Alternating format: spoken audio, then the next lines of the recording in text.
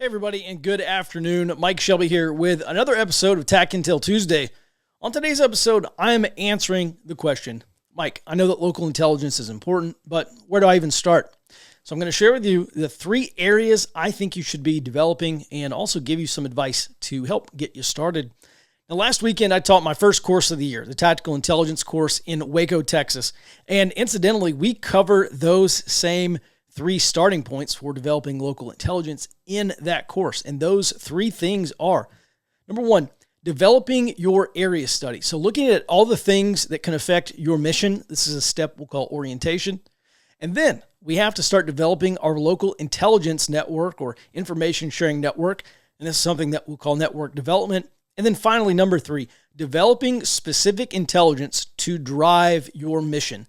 And right now, that's probably emergency preparedness and maybe community security planning. Whatever specific mission objectives you have, this is something that we will refer to as intelligence support. Remember that intelligence drives the mission. Whatever you are trying to do, whether it's providing security for your neighborhood or building a neighborhood watch or building a local search and rescue organization, volunteering with your local fire department, trying to connect with area farmers and ranchers, building relationships with mechanics and other people to build an alternative logistics system, whatever you're trying to do to prepare, intelligence can and should drive those missions. Now, these are the first 3 critical tasks. If you have a lot of catching to do, if you're not all catching up to do, if you're not already doing these things, I would say it's not too late to start, but these things do take a lot of time. So time is of the essence. So let's go ahead and cover what needs to be done. Now, on the first day of the Tactical Intelligence course, students come in, we cover some intelligence basics. I brief them on the situation and mission for the scenario we are running that weekend. And then we get to work on building an area study for the orientation phase of our course. Now, before we get any farther, my next Tactical Intelligence course is coming up in February in Orlando, Florida. It's 3 days, and you can find out more information and also sign up at www.grayzonestore.com. I have my entire list of courses I'm teaching so far this year up on that website, and you can also read more about the course. Now, specifically, in this 3-day Tactical Intelligence course, we're looking at the area around our mission support site. So this is the course location and also where we will be running our operations out of. So it's important that we orient ourselves to that area and get everyone on the same page. Now, I promise I'm not going to army you to death, but this is what we call the common operating picture. This is one part of our common operating picture. I want to make sure that everyone gets on the same page, that we all understand the same information, and that we are all oriented to the local area. And so the area study is just the first step here.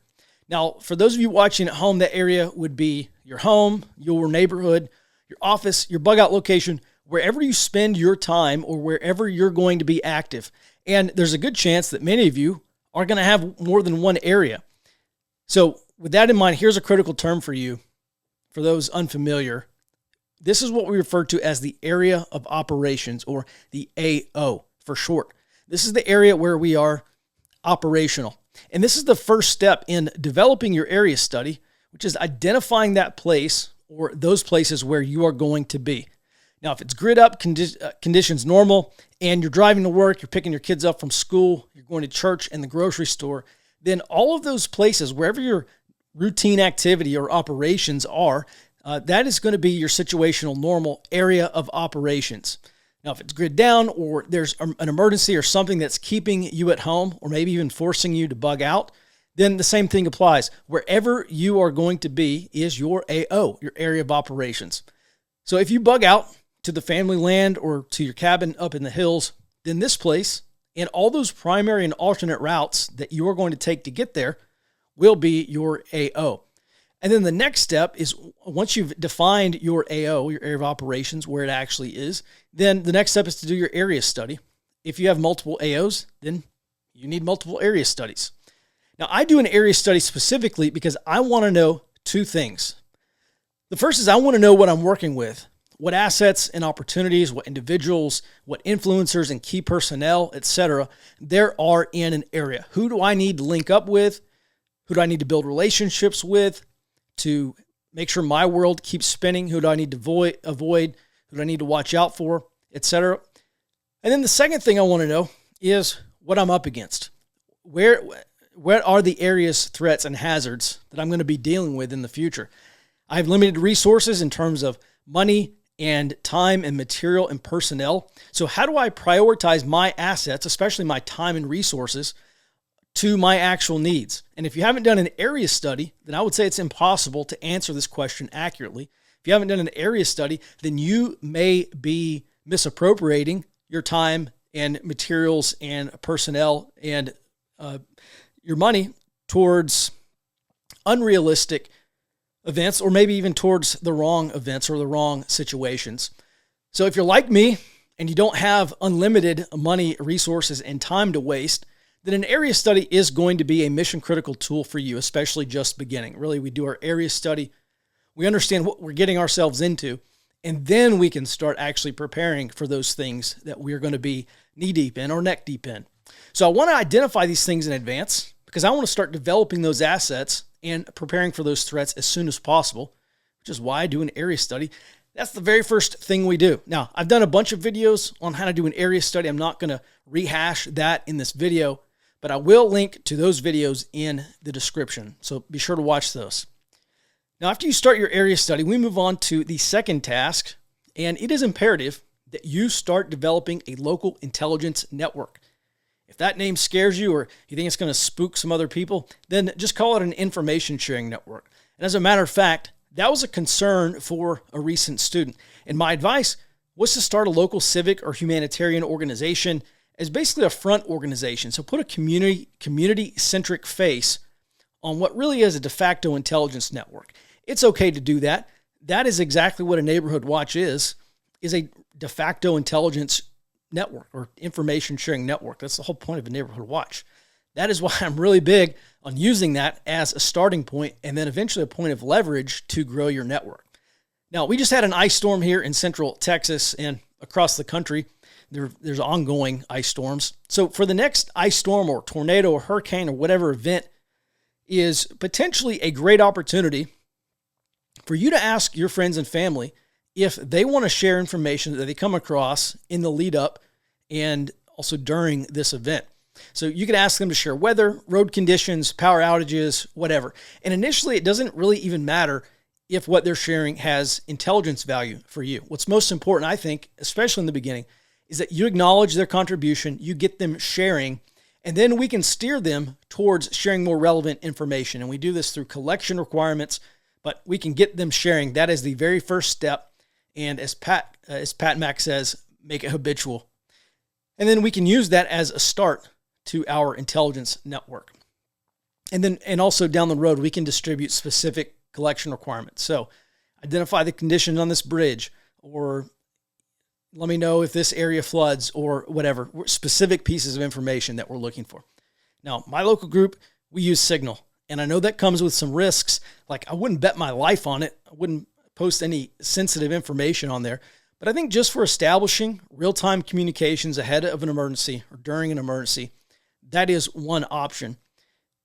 Ultimately, you're going to have to make your own security decisions. So if you don't like that idea, then come up with your own plan. But that's what we use. So I encourage you also to work towards a local radio communication solution, because the internet and cellular communications, I think, will eventually go down. So a radio network is also mission critical so that we can make sure that that flow of information from this network is uninterrupted, or at least is disrupted as least possible. Now, another possible step for you is to start an area preparedness network. This is not a prepper group. It's not a mutual assistance group. This is just a monthly meeting of people who are already into preparedness, or maybe they're prepper curious, and we want to invite them out to a meeting. So what we started doing several years ago is scheduling a monthly meeting and giving a presentation. And maybe that's on food or water storage. We've had our sheriff's deputy come out and give us an active shooter considerations. We've had our medic come out and teach us about cold weather injury prevention, and also another training session on cold weather injury treatment. And so you just come up with a topic that is going to be of interest to people who want to get into preparedness or to learn more, and just invite them out to the meeting, and then schedule another meeting the next month around another topic, and then invite those same people, have them invite their like-minded friends. And during every meeting, I give kind of a threat update, so to speak. I talk about things that we're at Forward Observer, things that we're seeing happen in the world. And then also we have people share their concerns locally.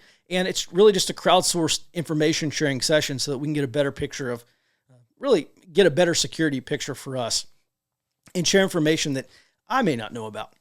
Now, if you do these meetings, you're going to have a chance to meet a lot of people that you didn't already know. And from that pool, you can start to build your network. Maybe invite some of those people into your chat group if you vet them and you feel comfortable with that. Invite them to attend your local ham radio net or however you choose to communicate. But I'm just using this as a magnet to attract people from my community, and then eventually we can work those people into the network if so appropriate. If you're consistent and you're focused on helping people learn more and network with other like-minded people, then you're probably going to be building a good foundation for a local information sharing network. And I know what a lot of you are thinking, well, I can't start a local network. I can't have meetings because the government might find out or the feds might infiltrate it.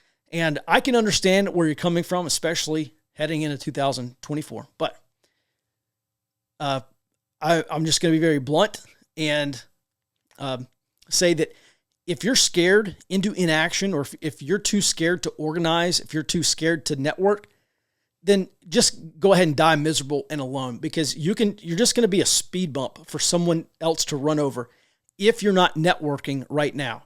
And we have to do this smart. As a friend of mine said, keep it sane, keep it local. He's 100% right. Because in a way, we are in a fight for our lives, and it is a fight that I'm convinced can be won. But victory comes from having political, social, and economic power. And that power comes from people and relationships. And that is universally true across low-intensity conflicts, no matter the time or place. It's not the guy with the most guns who wins. It's the guy who can bring the most people to the fight. And if you keep watching these videos, I'll explain why this is true and also how this is a winning strategy, especially at the local level.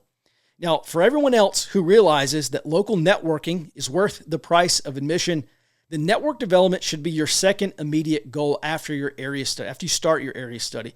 And not just for the intelligence, but also for the communications networks and the alternative logistics networks as well. These are things I refer to as second layer solutions. We're not just talking about sustainment. I'm not just talking about how much food and water and guns and ammo I can get stored up for the long haul. I'm talking about building an operational organization that can come in and provide security and build out logistics networks and fix things when they break if the national supply chain goes down again. So having this intel network up and running during an emergency like this is going to do wonders for everything else you're trying to accomplish. Now, we're going to go a lot deeper into this topic in the future and also discuss some security challenges for network design. But for now, in the words, again, of someone who consistently gets it right, keep it sane, keep it local, definitely keep it legal. And the third thing I recommend working on, in addition to your area study and intelligence network, is developing intelligence to drive the mission. I had someone tell me a couple years ago that he was as prepared as he could be and that he was just waiting for the collapse to happen. And I think that's incredibly short-sighted, because a friend of mine, he was in the Army, he started off in the infantry and later went to selection, and he's about to retire from Special Forces. And he said that one of the greatest lessons he learned from the Army is to always improve your fighting position. In the absence of orders, or if you have nothing else left to do, improve your fighting position. And that pertains to me because I think about improving my local political fighting position. So how are we going to elect a good sheriff and good local leaders who are going to do the right thing? Who has the political power in my area? Who controls local politics? Who actually controls the levers of the local government? Which individual or which group of people? These are the people who are making the rules that I'm supposed to live under. And so I want to know where their heads are, and if possible, be a lot closer to them as they're making these decisions. I want to improve my political fighting position. And also think about my local social fighting position. How are we going to make sure that we keep the bad stuff out of our community and the good stuff in it? That means I need local people power. I need people to turn out against bad policies. So how can I get my neighbors off the sidelines and into the fight? What organizations already exist in my area that are already opposed to this bad stuff? And how do I get in touch with them and get them organized and get everyone marshaled and pushing in the same direction? That to me is improving my social fighting position. And then I think about my economic fighting position. How are we going to make money to sustain these efforts? I don't want to be begging people for money. If we can collect that ourselves, generate it through business, then we can start to build up hopefully a sizable amount of power, because money is stored power. It can be deployed to solve problems. It can be deployed to create problems. So how are we going to make money, or who has the bags of cash in my area and who is willing to put their money where their mouth is on a mission that will improve their lives as well? So if you're not willing to build soft power like this, then I don't think you're willing to win, because these are enduring goals, or they should be enduring goals for us, especially building soft power. And my whole message is that intelligence can help you build this soft power. These enduring goals are a long-term mission. I will never stop trying to build my network. I'll never stop trying to gain more political influence. I'll never stop trying to build successful businesses so that I have the capital to deploy to projects that keep the bad stuff out and the good stuff in. And by the way, the bad guys are never going to stop either. I think if more people, just speaking broadly here, if more people spent half as much time trying to build local power and influence as they do LARP for internet clout or daydream about Civil War 2.0, then we would be a lot more powerful as a movement if we just built soft power locally to keep the good stuff in and the bad stuff out. There's a reason why the far left is networking. There's a reason why community organizing is a career path on the left, because they're building social power. And I wonder why we generally are not building that kind of soft power or social power, because that's really where the fight is, especially on the local level, if you're trying to keep the bad stuff out. So the bottom line in all this is that no matter what you're trying to do, grid up, grid down, South Africa, Yugoslavia, Mad Max, wherever you think the United States is headed, it really does not matter the scenario. Intelligence is going to play a pivotal role if you have intelligence in the first place. So whether you've been at this a while or maybe you're just getting started, spend the next few weeks deliberately working towards these three goals: building your area study, developing your local intelligence network, and then producing the intelligence that will grease the wheels of your enduring missions or help you accomplish those things that you're setting out to do. If you do this deliberately, I think you'll be surprised at what you find and where that leads you. Now, I'll be back next week with another episode, and we'll dive deeper into the rabbit hole of tactical intelligence. We'll get a little more tactical on what you should be doing. Thanks for watching. Until next time, be well and stay out front.